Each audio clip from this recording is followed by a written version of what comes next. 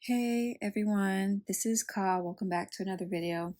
As you know by the title of this video, I will be talking about 5 tips I wish I knew when I first started getting into art seriously.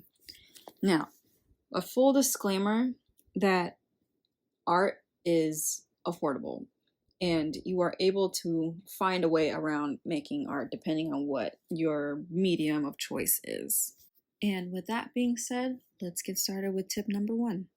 My first and very most important tip, at least to me, is picking a sketchbook size. Now, for me personally, I feel very intimidated when I have big canvases I need to put my art on.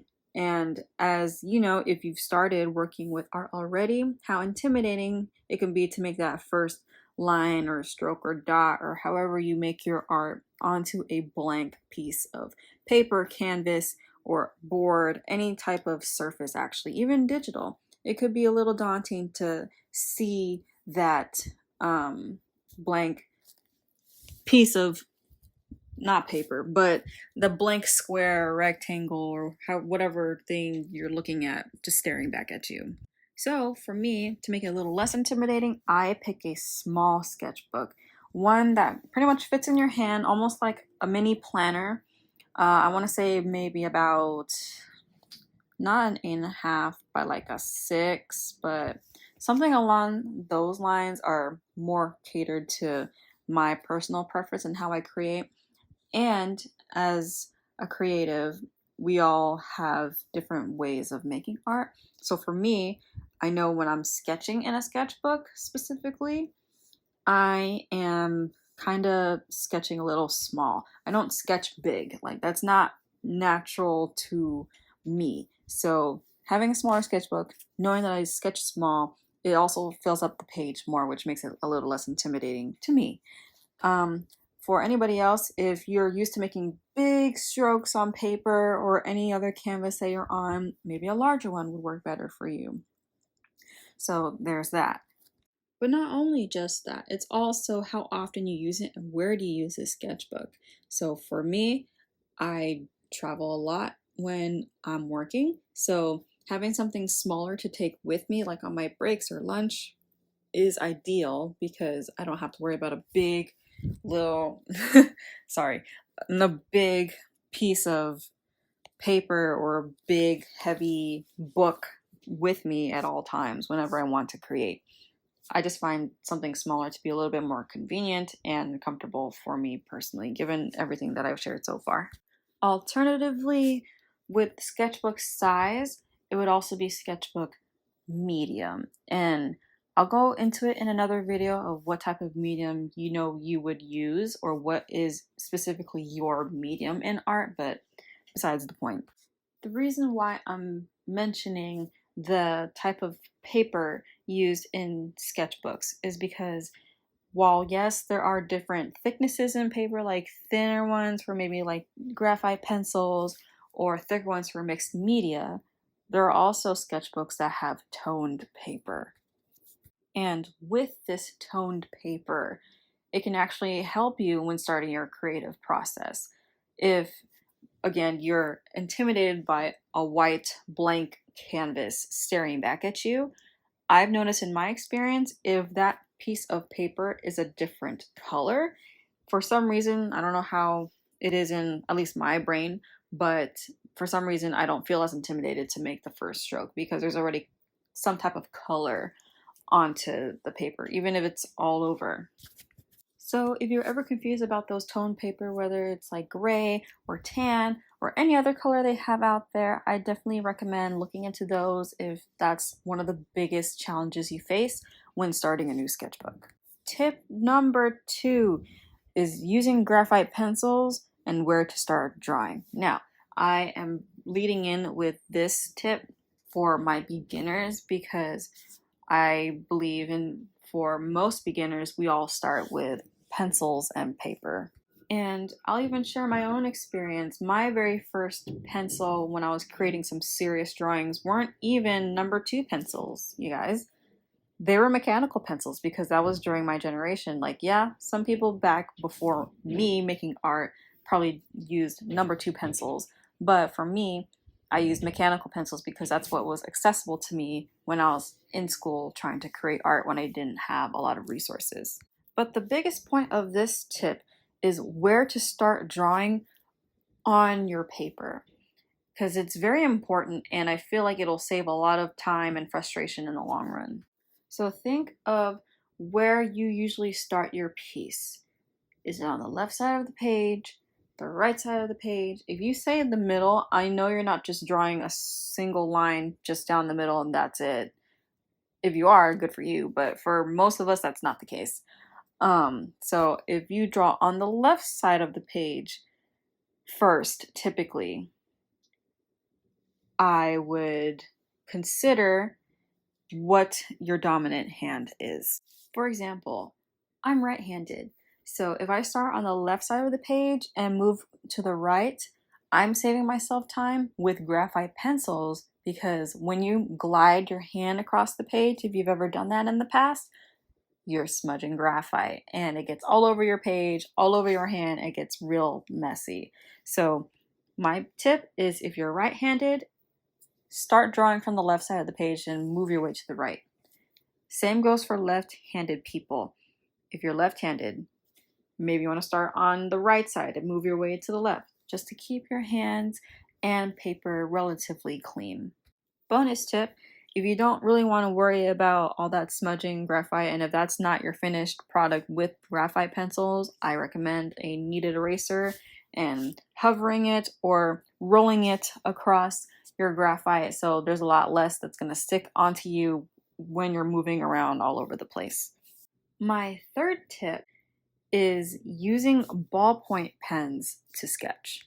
I know, I just gave a tip about how to use graphite pencils and now I'm moving on to another medium. Well, I personally now like to use ballpoint pens to sketch on paper for the reason that I mentioned in the last tip with the annoying smudging. You don't have to worry about that with ballpoint pens. And for the people that may think, oh, but pencils are a lot more accessible, they're a lot cheaper than ballpoint pens, I highly recommend getting a pack of Bic ballpoint pens. At least from when I was getting them, it's about maybe $1 for a pack of 10. Of course, depending on where you are and how inflation has gone up, so let me start on that. It could be a tad bit more, but relatively it should be cheaper than anything else you're gonna get in the art world.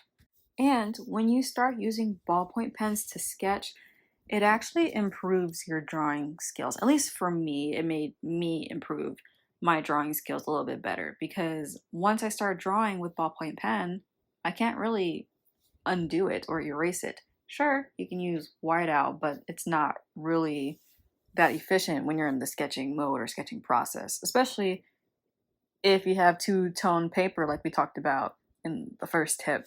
It's not going to work out.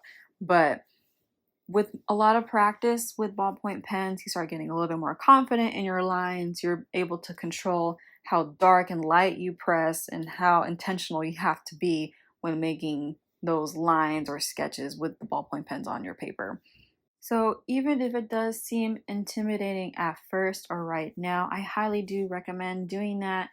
It really changed the way that I make art now, at least traditionally. If I'm sketching and trying to render it digitally on the computer or my iPad, I only sketch with pen now. I do not sketch with pencil because it's not my preferred medium anymore, even though I've been drawing with pencil for much longer than I've been drawing in pen. My fourth tip for you guys is dealing with art block. And I feel like such a simple answer, but not a lot of people think about it when they're in the moment. And that is drawing from life when you have art block. Even if you don't know what this means, some of you have probably been doing this and didn't realize what you were doing. Drawing from life is basically looking at something you see in the space that you're in and replicating what you see. For example, for my students, if you are in a classroom and say you have maybe some free time and you're looking at your fellow classmates. Maybe you decide, hey, that classmate looks really cool with their hair or their clothes that they're wearing, and you start drawing them as you're in class. That's drawing from life.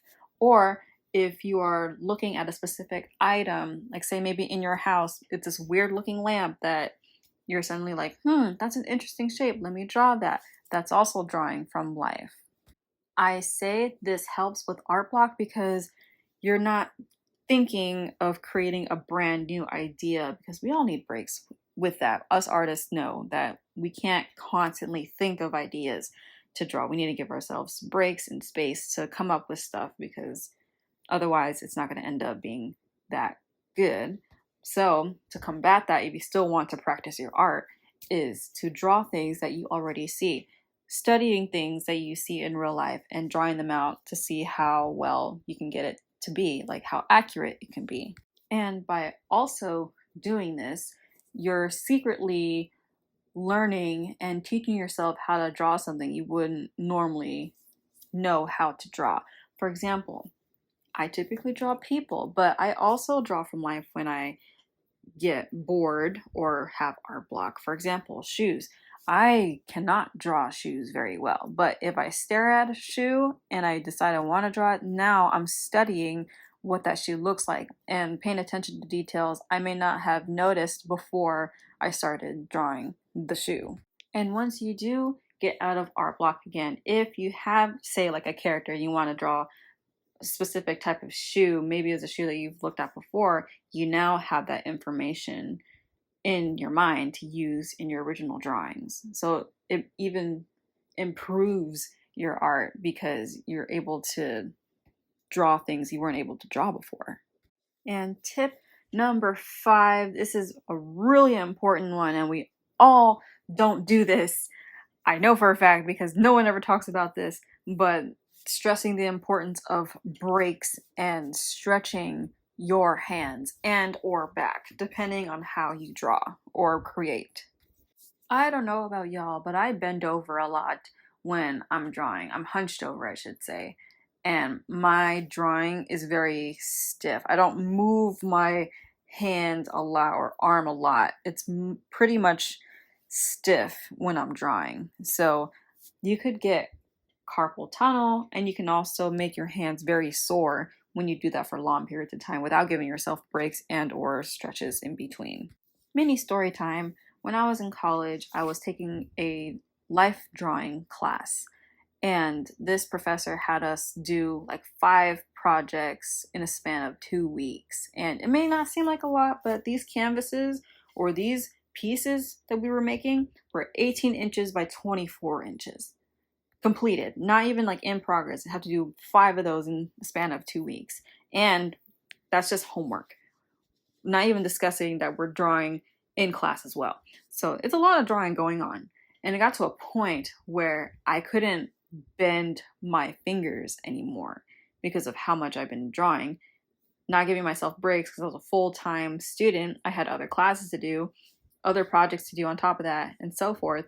And you may have the same issue if you're like an art student, or maybe you have work and you work with your hands a lot, but you still want to create, etc. Take breaks. It may seem like you're not being productive because you're not creating all the time or not putting in time to create, but you're taking care of yourself so you can create in the long run. And that is more important. So giving yourself allocated breaks and looking up how to stretch your arms and your body so that you're not super stiff when you're constantly creating helps so much. And I couldn't stress that enough. Please take the time to take breaks and to help yourself.